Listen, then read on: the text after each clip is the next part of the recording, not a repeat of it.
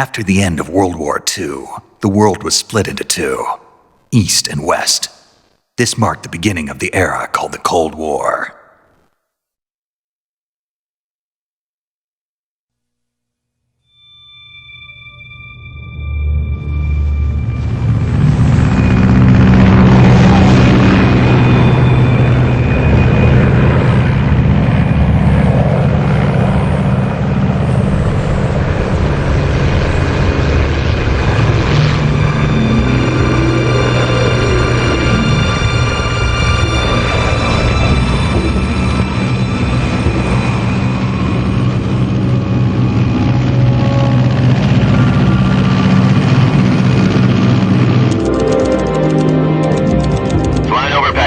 Altitude 30,000 feet.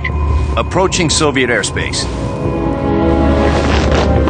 20 minutes to drop off. Commencing internal depressurization. Equipment check. Arm main parachute. All right. You ready to go? Drop zone still showing a high pressure mass. Cav okay. Good. We've got high visibility.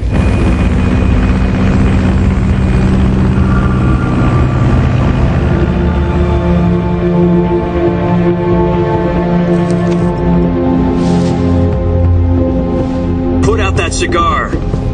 Connecting oxygen hose to interior connector. Put on your mask.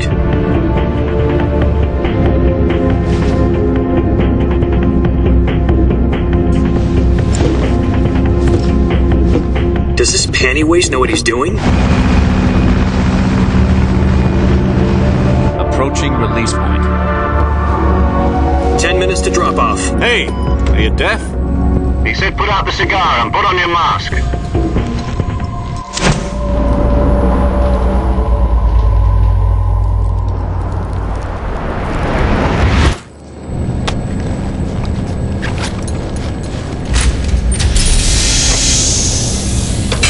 Depressurization complete. Checking oxygen supply.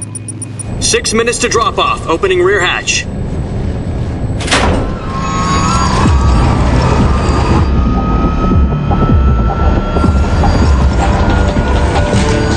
Sunrise.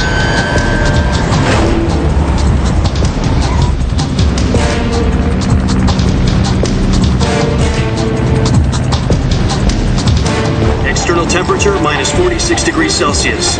2 minutes to drop off. Stand up. You'll be falling at 130 miles per hour. Try not to get frostbite from the wind chill. 1 minute to drop off. Move to the rear. Activate the oil bottle. This is one for the history books. The world's first halo jump. 10 seconds to drop off. Stand by. Status okay. All green. Prepare for drop off. Countdown. 5, 4, 3, 2, 1. Spread your wings And fly. God be with you.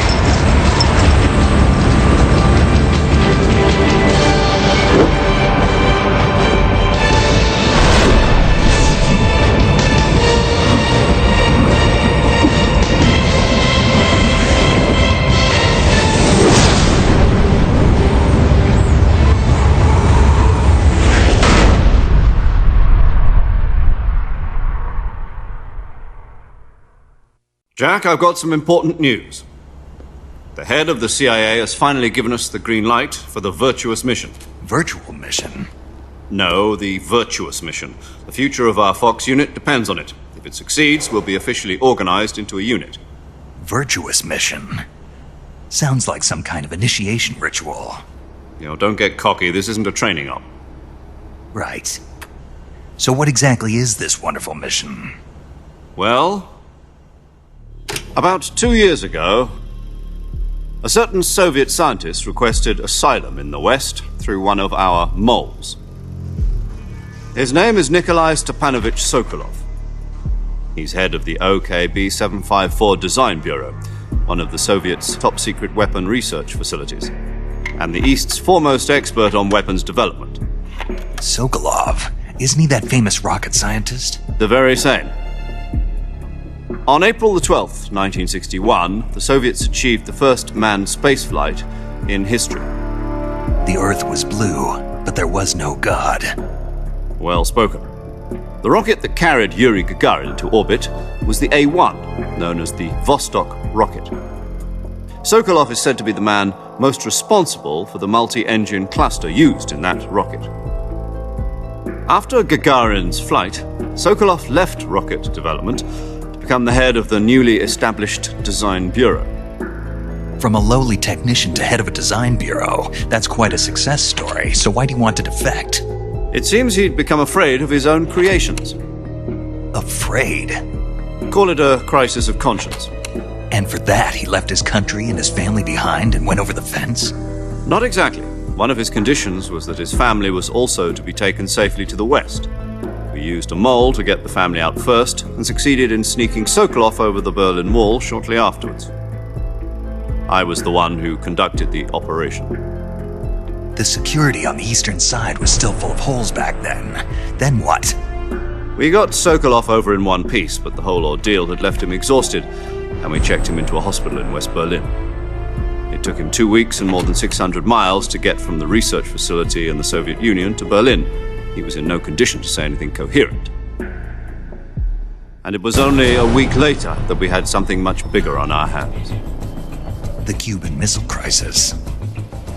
October the 16th, 1962, President Kennedy received word that the Soviets were in the process of deploying intermediate-range ballistic missiles in Cuba.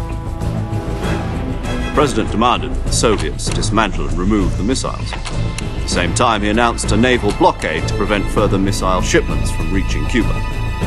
But the Soviets didn't back down, instead placing their armed forces on secondary alert. Soviet transport ships carrying missiles continued on course towards Cuba. US and Soviet forces went on alert for an all-out nuclear war. Frantic negotiations were conducted through the UN's Emergency Security Council and unofficial channels to end the hair-trigger standoff. Finally, on October the 28th, the Soviet Union agreed to remove its missiles from Cuba. And so the world avoided a nuclear holocaust. But in order to get the Soviets to pull their missiles out, we had to make a deal. You mean the one where the US agreed to remove its IRBMs from Turkey? No. The Jupiter IRBMs deployed in Turkey were obsolete, and we were going to get rid of them anyway. They had no strategic value whatsoever to either the US or the Russians. The Turkey deal was a ruse, a cover story that was fed to the other intelligence agencies around the world. So what did the Russians really want? Sokolov. They wanted us to return Sokolov. You mean the Soviets pulled out of Cuba just to get their hands on Sokolov? That's right. What the hell was he working on? At the time, we had no idea. We were running out of time. It was either give up Sokolov or risk full-scale nuclear war. In the end, we had no choice. President Kennedy gave in to Khrushchev's demand. The next day, I got Sokolov out of the hospital, handing him over to agents on the eastern side. Sokolov kept on screaming, "Save me," until he disappeared from my sight. Then a month ago, we received some new information from one of our moles. About Sokolov? Yes. He was taken back to the research facility and forced to continue working on the weapon in question under KGB supervision. What's more, it's on the verge of completion. So what kind of weapon is it? Something to do with space rockets? No, missiles. Same technology. I guess you're right. We don't know the details, but it appears to be a new kind of nuclear device. For half a year now, the Soviets have been conducting frequent nuclear tests at Semipalatinsk. Something to do with the weapon, I assume. We're talking about a secret weapon so big that Khrushchev was ready to pull out of Cuba to get it back.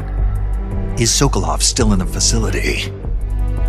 No, according to our intelligence, he's in Selinoyarsk, a place in the mountains about 3 miles to the west that's known as the Virgin Cliffs. The Virgin Cliffs. Nice name for a virtuous mission. They moved him there just recently. Why? Apparently, they're conducting a field test of the weapon, but it's our best chance to get him back. This mission would never have been possible if he was still in the research facility. This is our last chance. Sokolov must have known that too when he contacted us.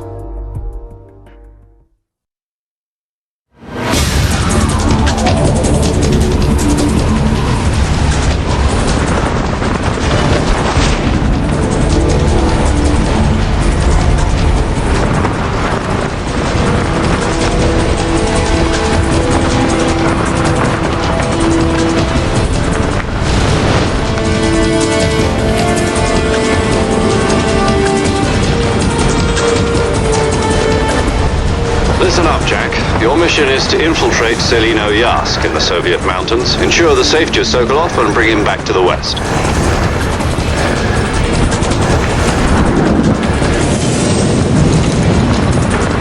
If we don't get Sokolov back before that weapon is complete, we'll be facing a major crisis. The clock is ticking.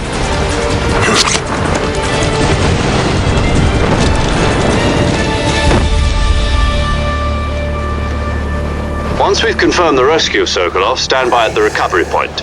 A recovery balloon will be dropped at that point. Helium will be pumped into the balloon to inflate it. The process takes about 20 minutes. Once it's complete, the gunship's arm will latch onto the balloon and pull it up. The Fulton surface-to-air recovery system. I'm familiar with the theory. Take it easy. It's been combat-proven. Do you think Sokolov is up to it? The shock will be less than during a parachute jump, and the arm can handle up to 500 pounds. So you're planning on going over the border in a single combat Talon? She's equipped with two 6-barrel 20mm Vulcan cannons, as well as two 40mm machine guns. Sounds like she could hold her own against a battalion of tanks. Even with the fuel in the reserve tank, we're facing a 4-hour time limit. If all goes well, it shouldn't take more than a few hours. Home in time for dinner. But if anything goes wrong, you'll be eating dinner, breakfast, and all the rest of your meals in the jungle.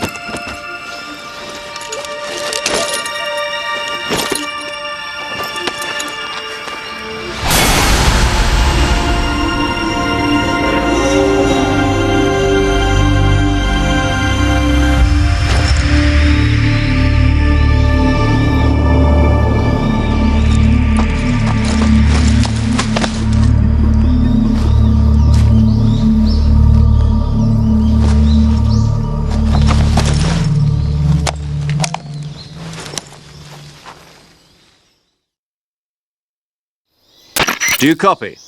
You're already in enemy territory, and somebody might be listening in. From here on out, we'll be using code names to refer to each other. Your code name for this mission will be Naked Snake. I'll be referring to you as Snake from now on. You're not to mention your real name. Snake? What, you don't like snakes? What do you mean? You've eaten one before, haven't you? In survival training. I'm glad to hear that. I don't know if I'd ever order one in a restaurant, but... Be careful, you might not have a choice. What about you, Major? What should I call you? Let's see. I'll be Tom. Call me Major Tom. This will be a sneaking mission. You must not be seen by the enemy. You must leave no trace of your presence. Is that clear? This kind of infiltration is the Fox unit's speciality.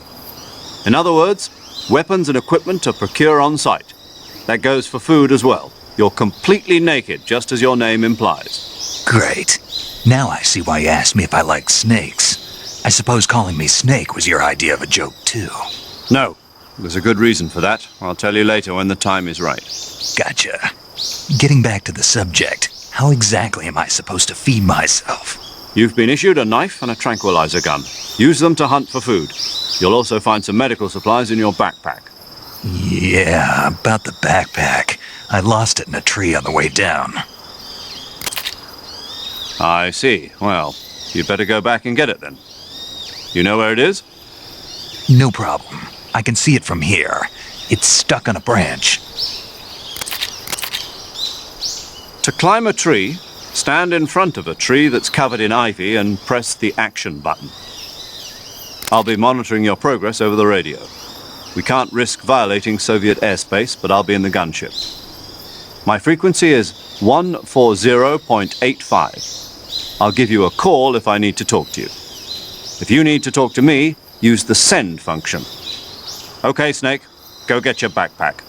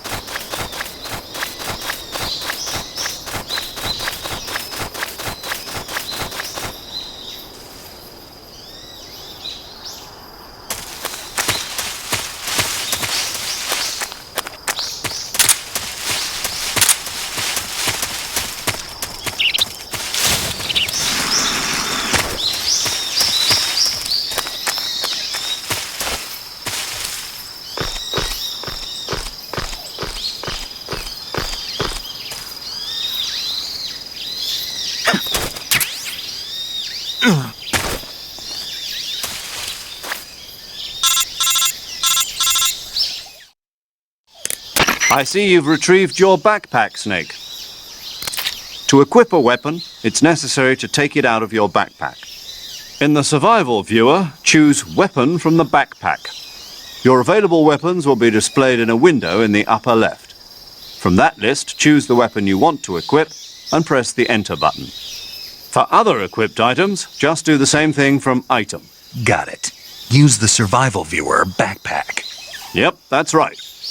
Survival is fundamental to this mission. After you've been out in the field for a while, your stamina will start to drop. If your stamina gets too low, it'll affect your performance. You won't be able to shoot accurately, for example, and your wounds won't heal as smoothly. Keep an eye on your stamina so you don't run out. To recover lost stamina, you can hunt for local flora and fauna. You can use either your tranquilizer gun or your knife to hunt. My only weapon is a Mark 22 Hush Puppy tranquilizer gun? That's right. It's been fitted with its own suppressor. However, the suppressor will deteriorate every time you fire. Once its durability reaches 0, the noise suppression effect will be gone. So don't get too trigger-happy with it. The suppressor's durability is shown in the icon. Any weapons and equipment beyond what you're carrying now, you'll have to find as you go. I have to find my own weapons and equipment? Whose crazy idea was this anyway? Solo covert actions are standard Fox operating procedure. You can't leave any traces of your presence. No weapons, equipment, footprints, sweat, or bodily waste. The same goes for bullets and cartridges, too. Your presence in enemy territory is already a violation of international conventions of warfare. There aren't supposed to be any American soldiers in Russia. It could spark an international incident. You can't let anyone see you. You can't let the enemy know you're there. This is a stealth mission. You're a ghost, Snake, in every sense of the word. And there'll be no rescue if you're captured. The military and US government will deny any involvement in the affair. Then I'll just have to take care of myself, huh? I'm afraid so. You've been given a fake death pill for that purpose. SIS guidelines stipulate that soldiers on covert ops like this one be issued a potassium cyanide capsule. Tape it to your body so you can take it when you need to. How generous of you.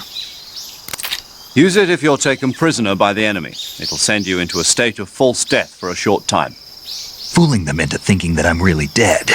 So how do I come back to life? Just take the revival pill. You mean that thing they put in my tooth before the mission? That's the one. But be careful. If you remain in a state of false death for too long, Nothing will be able to bring you back. Remember that. I'll keep it in mind. You said this was a solo mission, right? Right. I guess that means I can't count on any reinforcements. Correct. The mission rests entirely in your hands. A real one-man army. Relax. There's a support team ready to back you up over the radio. Who? I'll introduce them to you.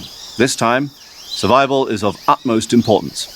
The first member of the support team will be in charge of monitoring your physical condition, acting as a medic, so to speak, as well as recording your mission data. She's a member of Fox as well, and she's here on the gunship with me. She? Hello, Snake. I'm paramedic. Nice to meet you. Paramedic. As in a medic who comes in by parachute. Aren't you going to tell me your real name? Are you going to tell me yours, Mr. Snake? My name, huh? It's John Doe. And they call you Jack for short. You're a regular Captain Nemo. A name means nothing on the battlefield. After a week, no one has a name. What's your name? Jane Doe. Very funny. I wasn't joking, but I'll tell you my name only if you manage to make it back alive. My frequency is 145.73. She's also in charge of recording your mission data. Whenever you want to save, send a message over the reserved save frequency, 140.96. So saving lets me record my mission data. That's right. It also records the state of your health. Good to know. There's one more person I want to introduce you to, Snake. Huh? Speaking of snakes, you remember the boss, don't you? A legendary soldier and your mentor. Actually, it was the boss that got the DCI's authorization in the first place. She's going to be serving as Fox's mission advisor. The boss is? She also helped me plan this mission. She and I were at SAS together. Jack, is that you? How many years has it been? Boss? That's right. It's me. Talk to me. Let me hear your voice. It's been 5 years, 72 days, and 18 hours. You've lost weight. You can tell just by the sound of my voice. Of course I can. I know all about you. Really? Well, I don't know anything about you. What's that supposed to mean? Why'd you disappear on me all of a sudden? I was on a top-secret mission. You didn't need me anymore. But there were still so many things I wanted you to teach me. No, I taught you everything you needed to know about fighting techniques. I taught you all I could. The rest you needed to learn on your own. Techniques, sure. But what about how to think like a soldier? How to think like a soldier? I can't teach you that. A soldier needs to be strong in spirit, body, and technique. And the only thing you can learn from someone else is technique. In fact, technique doesn't even matter. What's most important is spirit.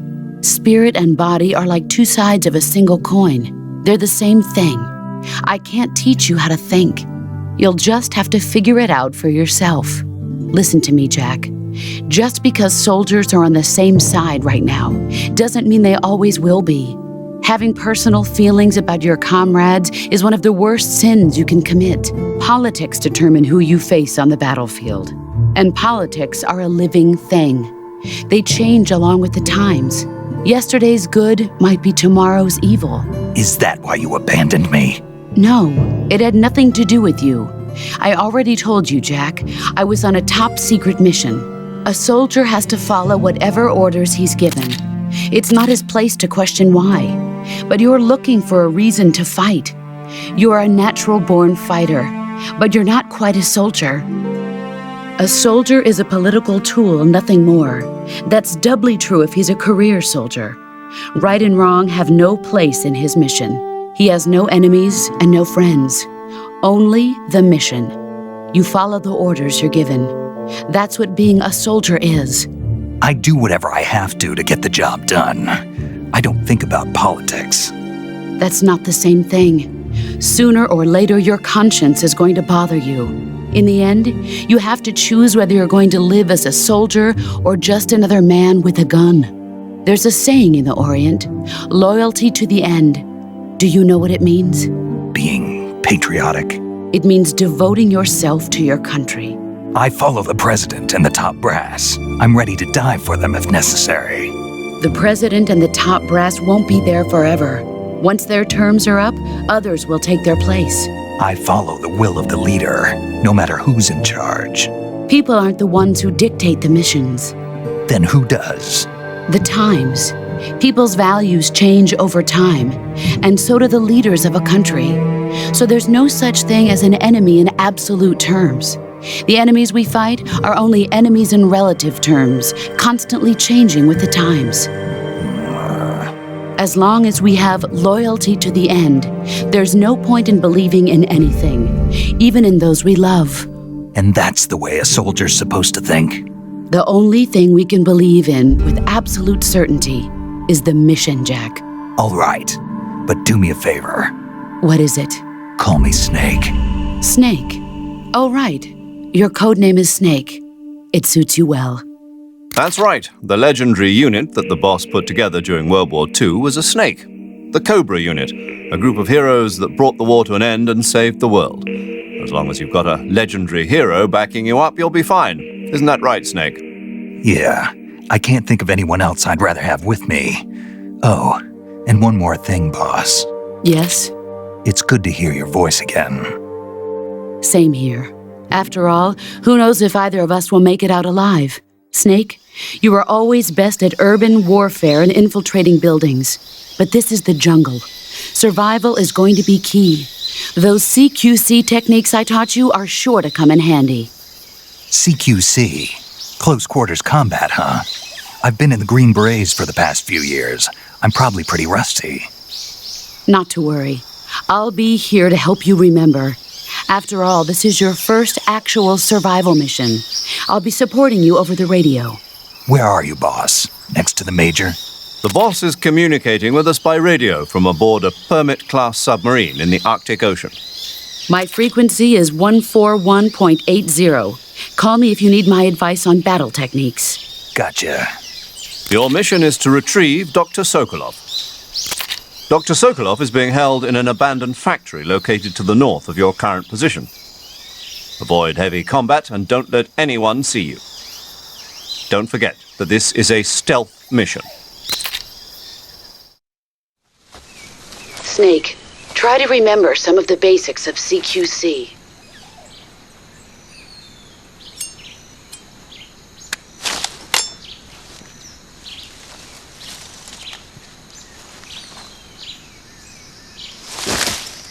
Commencing virtuous mission now.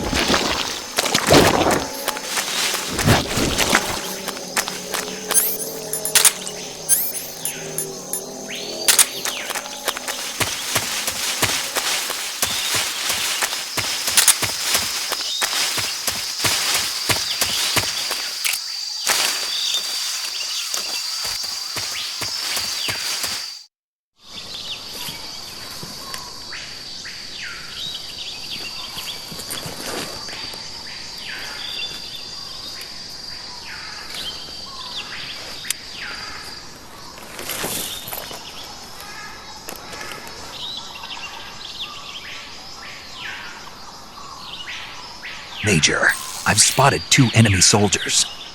They're probably KGB troops sent to guard Sokolov. AK-47s and grenades. Snake, your presence in Soviet territory is already a violation of international law. We can't let the Kremlin find out that the CIA and the American government are involved. Contact with the enemy is strictly prohibited.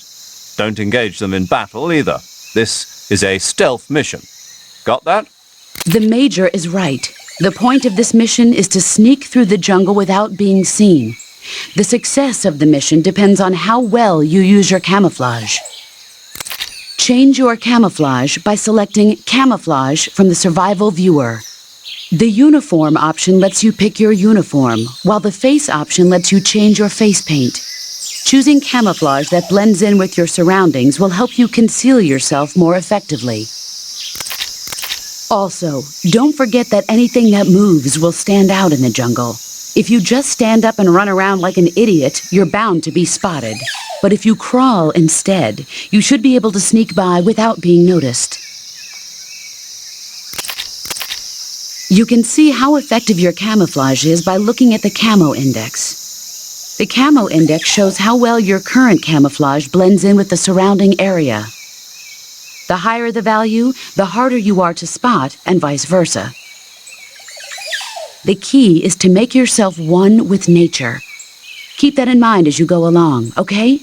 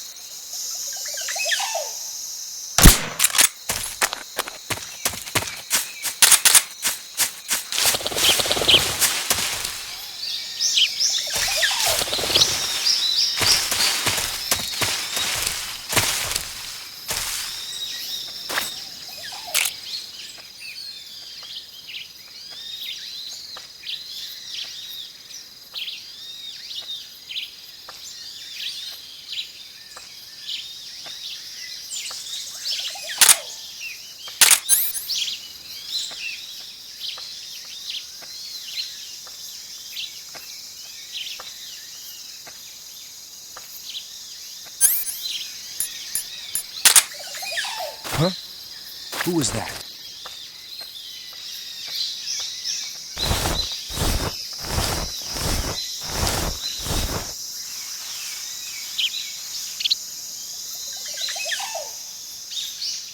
Nobody here.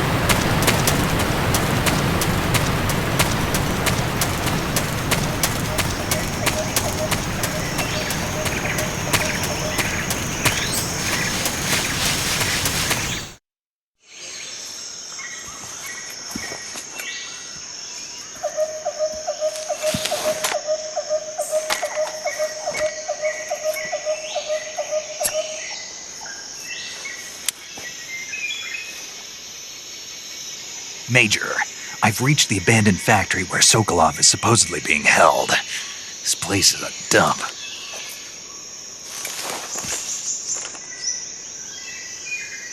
I can't see Sokolov from here. The security is pretty tight. There are sentries posted around the perimeter. I wonder how many are inside.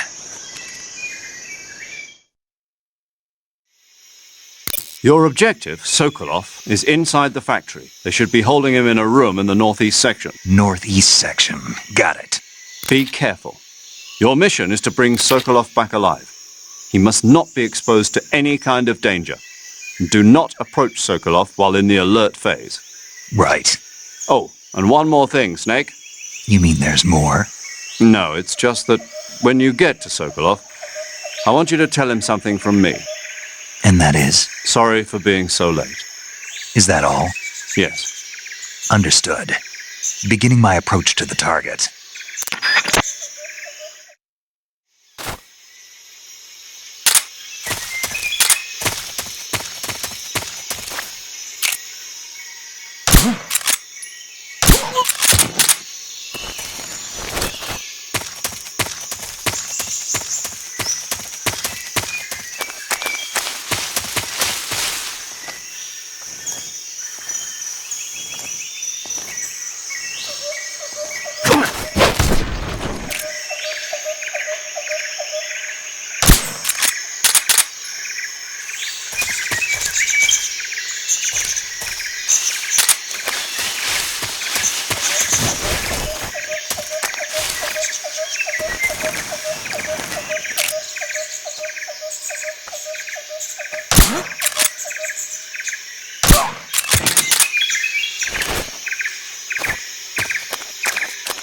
What's wrong?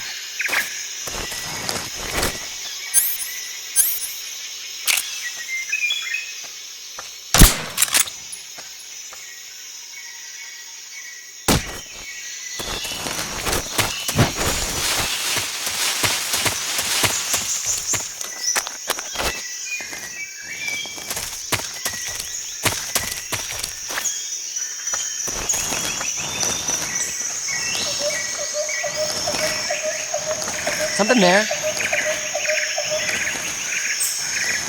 Huh? Who was that?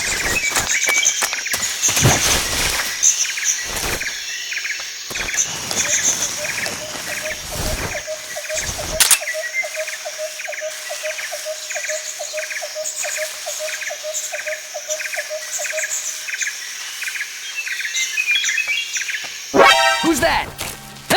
Radio, call HQ!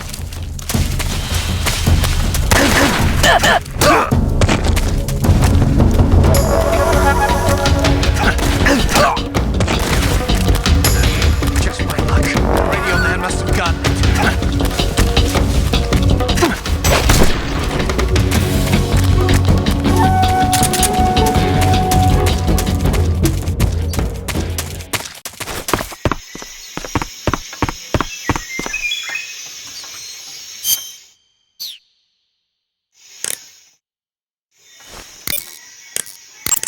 Saving the game, Snake?